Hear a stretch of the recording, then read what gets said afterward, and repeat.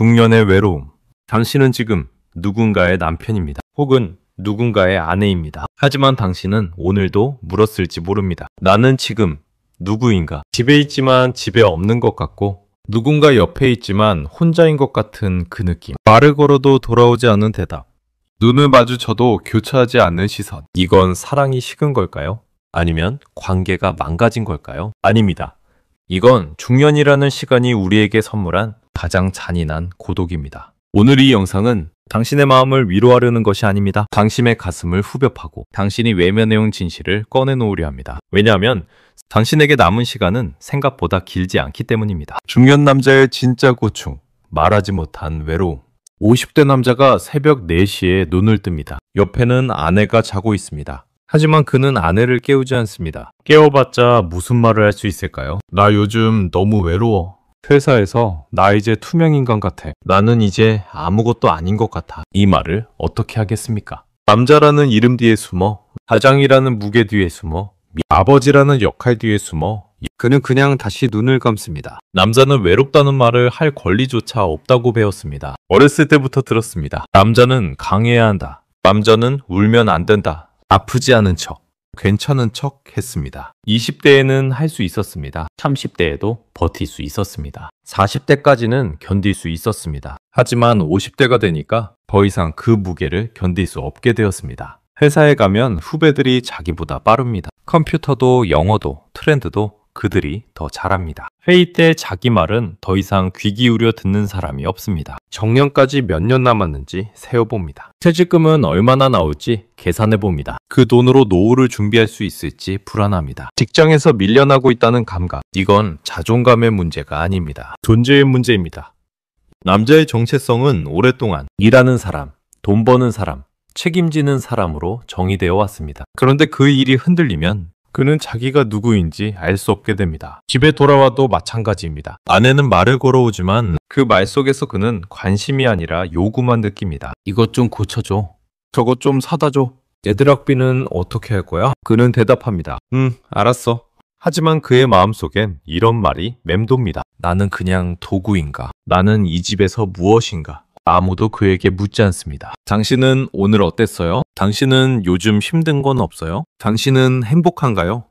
그는 소파에 앉아 TV를 켭니다. 하지만 화면에 나오는 것이 무엇인지 모릅니다. 그는 그냥 멍하니 앉아 있습니다. 이게 중년 남자의 일상입니다. 외로움은 혼자 있을 때 오는 게 아닙니다. 외로움은 누군가 옆에 있는데도 혼자인 것 같을 때 옵니다. 그는 아내에게 말하고 싶습니다. 나 요즘 너무 외로워. 하지만 그 말을 꺼내는 순간 자기가 약한 사람처럼 보일까봐, 자기가 무능한 사람처럼 보일까봐 그는 그냥 입을 닫습니다. 그리고 술을 마십니다. 혼자서 조용히. 중년 남자의 외로움은 소리 없이 천천히 그를 잠식합니다.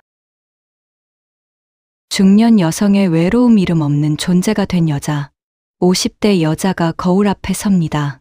거울 속에 자기 얼굴을 오래 바라봅니다. 나는 누구지? 젊을 때는 예뻤습니다. 사랑받았습니다. 누군가의 관심을 받았습니다. 하지만 지금은 아닙니다. 길을 걸어도 아무도 쳐다보지 않습니다. 모임에 가도 아무도 그녀의 말에 귀 기울이지 않습니다. 그녀는 그저 누구의 엄마, 누구의 아내로만 불립니다. 그녀는 더 이상 여자가 아닙니다. 그녀는 이제 역할입니다. 아침에 일어나면 가족의 밥을 차립니다. 남편은 인사도 없이 나가고, 그녀는 설거지를 합니다. 빨래를 돌리고, 청소를 하고, 장을 보러 나갑니다. 하루가 지나갑니다. 하지만 그녀는 아무것도 한 것 같지 않습니다. 왜냐하면 그녀가 한 일은 모두 당연한 것으로 여겨지기 때문입니다. 가사노동은 노동으로 인정받지 못합니다. 돌봄은 희생으로 기억되지 않습니다. 그녀가 평생 해온 일들은 가족에게 고마움이 아니라 습관이 되어버렸습니다. 저녁이 되어 남편이 돌아옵니다. 그녀는 말을 걸어봅니다. 오늘 어땠어요? 오늘 나 친구 만났는데 그 친구가 말이야. 아, 그래? 나 좀 피곤한데 나중에 얘기하자. 그는 TV를 켜고 소파에 눕습니다. 그녀는 부엌으로 들어갑니다. 말할 곳이 없습니다. 친구에게 전화를 걸어볼까 합니다. 하지만 친구도 바쁩니다. 친구도 자기 가족 돌보느라 바쁩니다. 그녀는 핸드폰을 내려놓습니다. 그리고 이런 생각을 합니다. 내가 사라져도 이 집은 돌아가겠지. 중년 여성의 외로움은 존재의 지워짐입니다. 젊을 때는 꿈이 있었습니다. 하고 싶은 일이 있었습니다. 되고 싶은 사람이 있었습니다. 하지만 결혼하고 아이를 낳고 가족을 돌보면서 그녀의 꿈은 하나씩 접혔습니다. 나중에 하지 뭐. 애들 크면 하지 뭐. 하지만 나중은 오지 않았습니다. 애들이 커도 그녀의 시간은 오지 않았습니다. 이제 50대가 되었습니다. 애들은 다 컸습니다. 이제 자기 시간을 가져도 될 것 같습니다. 하지만 그녀는 무엇을 해야 할지 모릅니다. 자기가 누구인지 잊어버렸기 때문입니다. 평생 다른 사람을 위해 살아왔습니다. 남편을 위해, 아이들을 위해, 가족을 위해. 그런데 이제 그녀 자신을 위해 살라고 하니까 그녀는 어떻게 살아야 할지 모릅니다. 정체성이 무너진 것입니다. 그리고 가장 아픈 것은 남편이 그녀를 더 이상 여자로 보지 않는다는 것입니다. 그는 그녀를 보지 않습니다. 그는 그녀에게 스킨십을 하지 않습니다. 그는 그녀에게 따뜻한 말을 건네지 않습니다. 그녀는 이제 남편에게 사랑의 대상이 아니라 함께 사는 동거인이 되어버렸습니다. 밤에 침대에 누워 그녀는 천장을 바라봅니다. 옆에는 남편이 자고 있습니다. 하지만 그들 사이의 거리는 태평양보다 넓습니다. 그녀는 눈물을 흘립니다. 소리 없이, 조용히. 중년 여성의 외로움은 이렇게 깊고 이렇게 고요합니다. 두 사람이 만든 가정의 덫. 사랑해서 결혼했습니다. 20대에 만나 설레는 마음으로 결혼식을 올렸습니다. 평생 행복하게 살 거야. 우리는 바를 거야. 하지만 시간이 지나면서 사랑은 서서히 일상으로 바뀌었습니다. 처음엔 손을 잡고 걸었습니다. 이제는 나란히 걷지도 않습니다. 처음엔 눈을 마주치며 말했습니다. 이제는 핸드폰을 보며 대답합니다. 처음엔 서로의 이야기를 궁금해했습니다. 이제는 서로의 말을 듣지 않습니다. 무엇이 잘못된 걸까요? 아무것도 잘못되지 않았습니다. 이게 현실입니다. 결혼은 사랑으로 시작하지만 결혼 생활은 역할로 유지됩니다. 남편은 돈 버는 사람이 되고 아내는 집안일하는 사람이 됩니다. 남편은 가장이 되고 아내는 어머니가 됩니다. 그리고 어느 순간 그들은 사랑하는 사람이 아니라 함께 사는 사람이 되어버립니다. 감정은 사라지고 역할만 남았습니다. 서로에게 기대했습니다. 당신이 나를 이해해 줄 거야. 당신이 나를 사랑해 줄 거야. 하지만 상대방도 똑같이 기대하고 있었습니다. 서로가 서로에게 기대했지만 서로가 서로를 채워주지 못했습니다. 그래서 실망이 쌓였습니다. 서운함이 쌓였습니다. 상처가 쌓였습니다. 말로 표현하지 않았기 때문에 그 감정들은 마음속 깊이 쌓여 응어리가 되고 벽이 되었습니다. 이제 두 사람 사이에는 침묵의 벽이 있습니다. 말을 해도 싸움이 될 것 같아서 말하지 않습니다. 말을 해도 이해받지 못할 것 같아서 말하지 않습니다. 말을 해도 소용없을 것 같아서 말하지 않습니다. 그래서 그들은 침묵합니다. 하지만 침묵이 평화는 아닙니다. 침묵은 냉전입니다. 함께 살지만 남보다 못한 관계. 아침에 일어나도 인사하지 않습니다. 밥을 먹어도 대화하지 않습니다. 잠자리에 들어도 등을 돌립니다. 같은 집에 살지만 그들은 각자의 세계에 살고 있습니다. 서로가 애착 대상이 아니라 감정의 쓰레기통이 되어버렸습니다. 힘든 일이 있으면 상대방에게 화풀이합니다. 짜증나는 일이 있으면 상대방에게 짜증냅니다. 슬픈 일이 있어도 상대방에게 위로받지 못합니다. 왜냐하면 상대방도 똑같이 힘들기 때문입니다. 남편은 회사에서 스트레스를 받습니다. 집에 와서 아내에게 화를 냅니다. 아내는 남편의 화를 받습니다. 그리고 그 화를 참습니다. 하지만 그 화는 사라지지 않습니다. 마음속에 쌓입니다. 그리고 언젠가 폭발합니다. 당신은 나를 뭐라고 생각해요? 당신은 내가 무슨 감정도 없는 사람인 줄 알아요? 싸움이 시작됩니다. 하지만 이 싸움은 해결되지 않습니다. 왜냐하면 이 싸움의 원인은 지금의 일이 아니라 지난 20년, 30년 동안 쌓인 상처이기 때문입니다. 두 사람은 가정이라는 틀 안에 갇혀 있습니다. 나가고 싶지만 나갈 수 없습니다. 이혼하자니 경제적으로, 사회적으로 부담됩니다. 그렇다고 사랑하자니 이미 감정은 식었습니다. 그래서 그들은 그냥 삽니다. 서로를 미워하면서, 서로를 원망하면서, 서로에게 상처를 주면서 이게 많은 중년 부부의 현실입니다. 사랑해서 만든 가정이 어느새 서로를 가두는 감정의 감옥이 되었습니다. 젊을 때 서로에게 기대던 그 손은 이제 서로를 밀어내는 벽이 되어 있었습니다. 왜 현대 중년 부부는 더 외로운가? 과거의 중년 부부도 외로웠습니다. 하지만 현대의 중년 부부는 더 외롭습니다. 왜일까요? 첫째, 속도의 문제입니다. 세상이 너무 빨리 변합니다. 10년 전의 세상과 지금의 세상은 완전히 다릅니다. 기술이 바뀌고 문화가 바뀌고 가치관이 바뀝니다. 젊은 세대는 이 변화를 따라갑니다. 하지만 중년 세대는 따라가기 힘듭니다. 스마트폰 하나 쓰는 것도 힘듭니다. 새로운 앱을 배우는 것도 어렵습니다. 젊은 사람들의 말을 이해하는 것도 어렵습니다. 그들은 점점 시대에 뒤처지고 있다는 감각을 느낍니다. 직장에서도 마찬가지입니다. 디지털화, 자동화가 진행됩니다. 중년 직장인들은 새로운 시스템을 배워야 합니다. 하지만 젊은 직원들만큼 빠르지 않습니다. 그래서 그들은 느낍니다. 나는 이제 필요 없는 사람인가? 둘째, 디지털 세대와의 거리입니다. 요즘 사람들은 SNS로 소통합니다. 카톡으로, 인스타로, 유튜브로. 하지만 중년 세대는 익숙하지 않습니다. 그들은 여전히 직접 만나서 이야기하는 것을 선호합니다. 하지만 요즘 사람들은 만나지 않습니다. 카톡으로 해결합니다. 친구를 만나려고 연락해도 요즘 바빠서 다음에 보자. 결국 만나지 못합니다. 중년 부부는 점점 관계의 네트워크에서 벗어나고 있습니다. 자녀들도 독립합니다. 친구들도 각자 바쁩니다. 직장 동료들과도 깊은 관계를 맺지 못합니다. 그래서 결국 남는 건 부부 둘뿐입니다. 하지만 그 둘의 관계마저 무너져 있다면 그들은 완전히 고립됩니다. 셋째, 동시에 몰려오는 불안들입니다. 경제적 불안. 퇴직이 다가옵니다. 노후 준비는 되어 있지 않습니다. 연금은 부족합니다. 자녀들도 경제적으로 어렵습니다. 건강 불안. 몸이 예전 같지 않습니다. 병원에 가면 진단명이 하나씩 늘어납니다. 고혈압, 당뇨, 관절염, 미래 불안. 10년 후, 20년 후 나는 어떻게 살고 있을까? 혼자 남으면 어떻게 하지?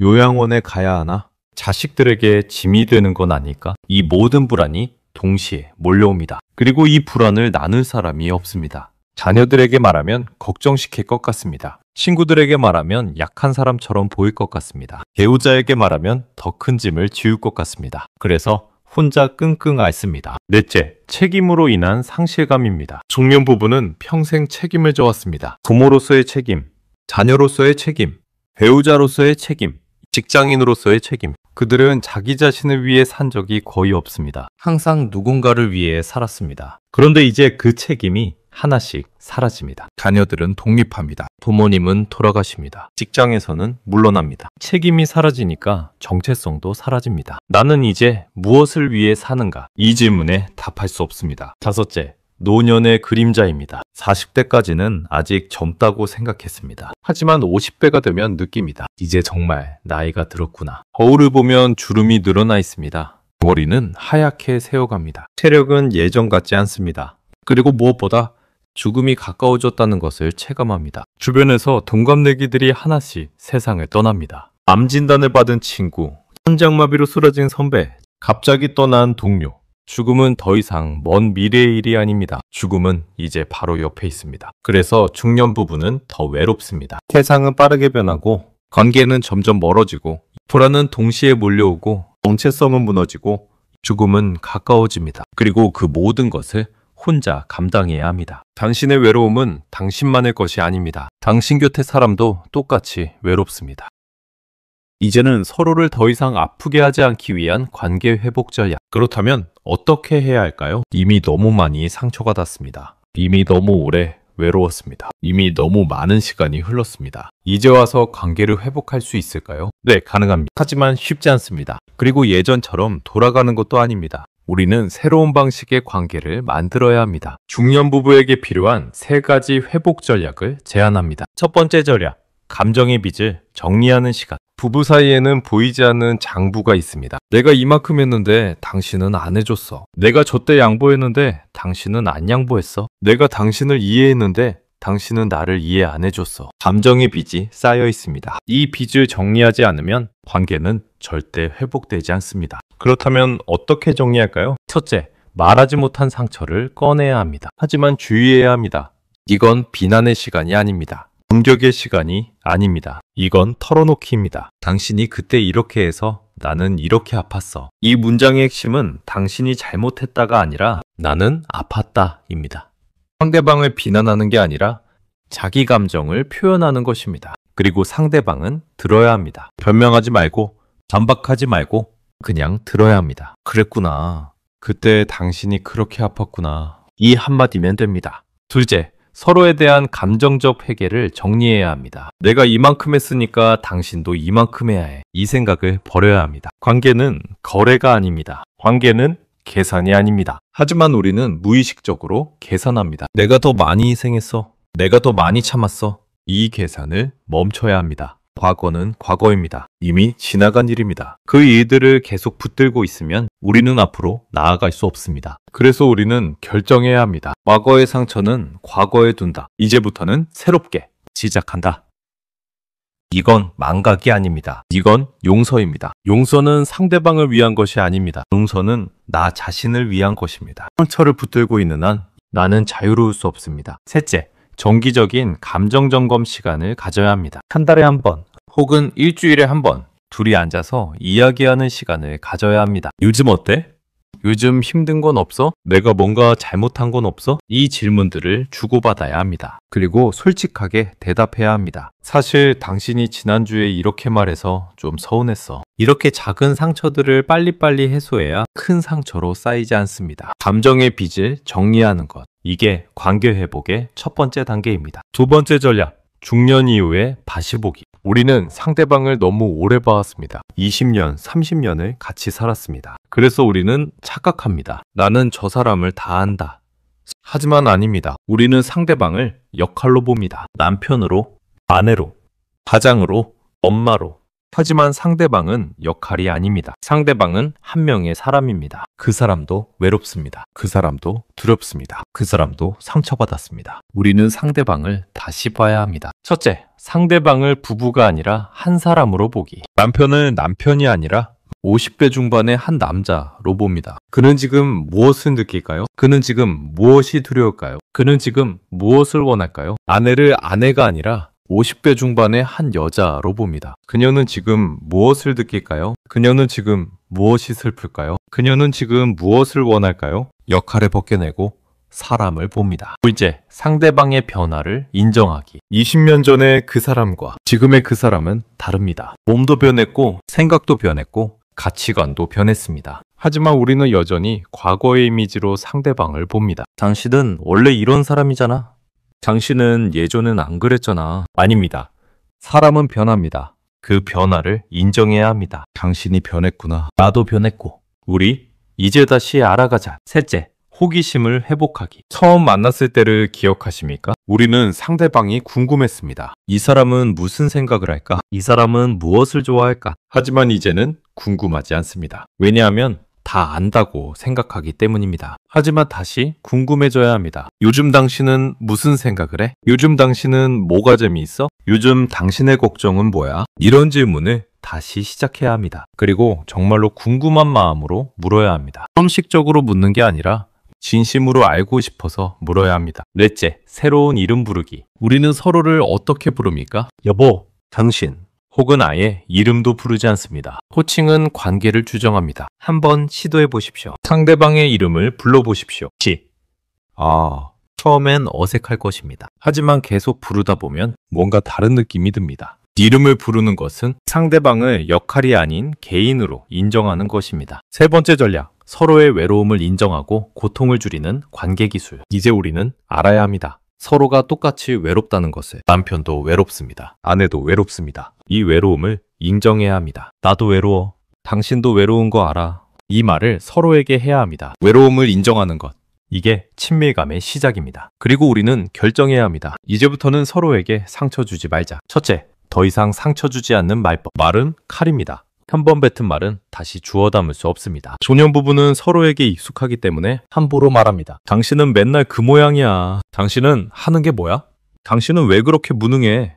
이런 말들은 상처가 됩니다. 깊은 상처가 됩니다. 이제는 이런 말을 하지 말아야 합니다. 대신 이렇게 말해야 합니다. 나는 당신이 이렇게 해주면 좋겠어. 나는 이럴 때 힘들어. 나는 당신의 이런 점이 고마워. 비난이 아니라 표현입니다. 공격이 아니라 요청입니다. 둘째, 늦었지만 가능한 친밀감 회복. 중년 부부에게도 스킨십은 필요합니다. 섹스를 말하는 게 아닙니다. 가벼운 접촉을 말하는 것입니다. 손잡기, 어깨 두드리기, 가벼운 포옹. 이런 작은 접촉들이 관계를 따뜻하게 만듭니다. 하지만 우리는 이런 접촉을 하지 않습니다. 오래 안 하다 보니까 어색합니다. 그래도 시작해야 합니다. 처음엔 어색할 것입니다. 하지만 계속 하다 보면 자연스러워집니다. TV 보다가 가볍게 손 잡아보십시오. 아침에 나가면서 어깨 한번 두드려 보십시오. 잘 때 가볍게 안아보십시오. 몸의 접촉은 마음의 연결입니다. 셋째, 싸우지 않기 위한 루틴. 싸움은 대부분 작은 것에서 시작됩니다. 설거지를 안 했다. 불을 안 껐다. 말투가 거슬렸다. 이런 작은 것들이 쌓여서 폭발합니다. 그래서 우리는 규칙을 만들어야 합니다. 화가 나도 일단 10분 기다린다. 욕하거나 인격 모독하지 않는다. 과거 일을 끄집어내지 않는다. 상대방이 사과하면 받아준다. 이런 규칙들을 정하고 서로 지켜야 합니다. 넷째, 작은 친절의 힘. 큰 이벤트가 필요한 게 아닙니다. 작은 친절이 필요합니다. 아침에 커피 한 잔 타주기. 좋아하는 과일 사다 주기. 고생했어. 한마디 건네기. 고맙습니다. 말해주기. 이런 작은 친절들이 쌓이면 관계는 조금씩 따뜻해집니다. 관계는 큰 사건으로 바뀌는 게 아니라 작은 습관으로 바뀝니다. 남은 인생 서로를 아껴주며 사는 삶. 당신들은 지금까지 정말 많이 버텨왔습니다. 20년, 30년. 어떤 분들은 40년을 함께 살았습니다. 그동안 힘든 일도 많았습니다. 경제적으로 어려웠던 시기, 아이들 키우느라 힘들었던 시기, 부모님 간병하느라 지쳤던 시기, 서로 싸우고 미워했던 시기. 하지만 당신들은 헤어지지 않았습니다. 끝까지 함께 있었습니다. 그것만으로도 당신들은 대단한 사람들입니다. 세상 사람들은 말합니다. 요즘 이혼율이 얼마나 높은데 중년 이혼이 늘어나고 있대. 하지만 당신들은 여전히 함께 있습니다. 이건 실패가 아닙니다. 이건 성공입니다. 물론 완벽한 관계는 아닙니다. 사랑이 식었을 수도 있습니다. 감정이 메말랐을 수도 있습니다. 하지만 당신들은 포기하지 않았습니다. 그리고 이제 새로운 선택을 할 시간입니다. 당신들에게 남은 시간은 얼마나 될까요? 60배라면 20년, 30년 정도 남았을 것입니다. 50배라면 30년, 40년 정도 남았을 것입니다. 길어 보입니까? 아닙니다.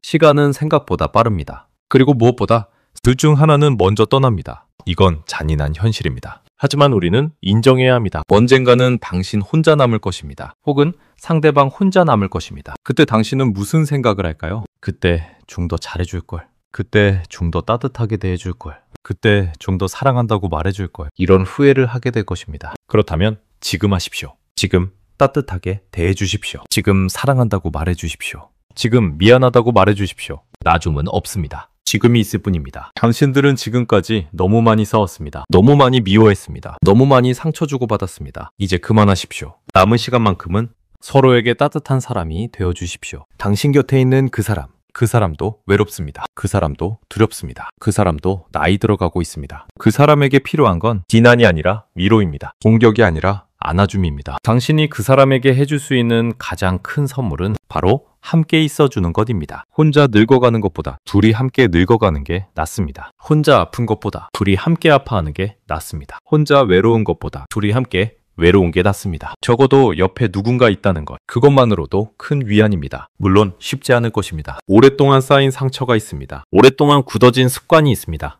오랫동안 만들어진 벽이 있습니다. 하지만 시도해볼 가치는 있습니다. 왜냐하면 당신들에게는 함께한 시간이 있기 때문입니다. 20년, 30년을 함께 살았다는 것. 그 시간은 가볍지 않습니다. 그 시간 동안 당신들은 서로의 인생을 함께 만들어 왔습니다. 좋은 기억도 있고 나쁜 기억도 있지만 그 모든 것이 당신들의 역사입니다. 그 역사를 함부로 버리지 마십시오. 대신 그 역사 위에 새로운 이야기를 써내려 가십시오. 우리는 힘들었지만 끝까지 함께했다. 우리는 서로 미워했지만 다시 사랑하는 법을 배웠다. 우리는 상처 주고받았지만 결국 서로를 용서했다. 이런 이야기를 만들어 가십시오. 마지막으로 이 말을 하고 싶습니다. 당신 곁에 있는 그 사람. 그 사람은 완벽하지 않습니다. 그 사람은 당신을 화나게도 만들고 실망시키기도 합니다. 하지만 그 사람은 당신과 함께 늙어가고 있는 사람입니다. 그 사람도 주름이 들어가고 머리가 하얗게 새어가고 몸이 아프기 시작합니다. 그 사람도 외롭고 두렵고 불안합니다. 그 사람에게도 당신이 필요합니다. 당신의 따뜻한 말 한마디, 당신의 가벼운 손길,